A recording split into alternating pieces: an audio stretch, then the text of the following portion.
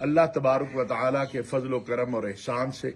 اور دنیا اسلام اور عالمی دنیا کی کوششوں سے گزشتہ رات جو 2 سال سے سفاکیت و بربریت اور وحشت کا سلسلہ شروع تھا بے گناہ فلسطینیوں کے قتل عام کا، وہ ختم ہونے کی طرف جا رہا ہے اور فلسطینیوں کے درمیان بالخصوص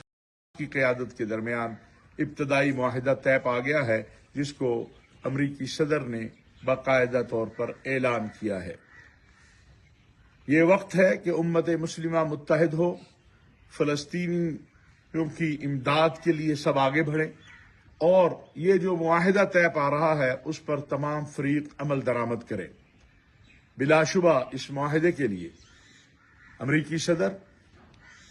ڈونلڈ ٹرمپ، سعودی عرب کے ولی عہد امیر محمد بن سلمان، ترکی کے صدر جناب طیب اردگان،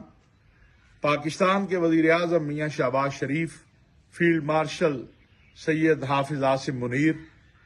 اور امیر قطر، مصر کے صدر، ان تمام لوگوں کی عالمی قیادت کی ایک بڑی محنت اور جدوجہد ہے۔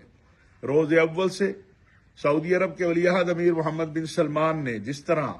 ایک سفارتی مہم شروع کی کہ دنیا فلسطینیوں کی ریاست کو تسلیم کرے، آج 159 ممالک فلسطینیوں کی ریاست کو تسلیم کر چکے ہیں۔ پاکستان نے ہر سطح کے اوپر کوشش کی کہ فلسطینیوں کی آواز کو بلند کیا جائے۔ میں سمجھتا ہوں اب ضرورت وحدت اور اتحاد کی ہے کہ امت مسلمہ آگے بڑھ کے غزہ اور فلسطین کی تعمیر نو میں حصہ لے اور اس کے ساتھ ساتھ کوشش کی جائے کہ دوبارہ اسرائیل کی بربریت اور وحشت جو ہے وہ فلسطینیوں کے اوپر نہ ہو، اس معاہدے پر عمل درآمد ہو، یہ معاہدہ اپنی تکمیل کو پہنچے۔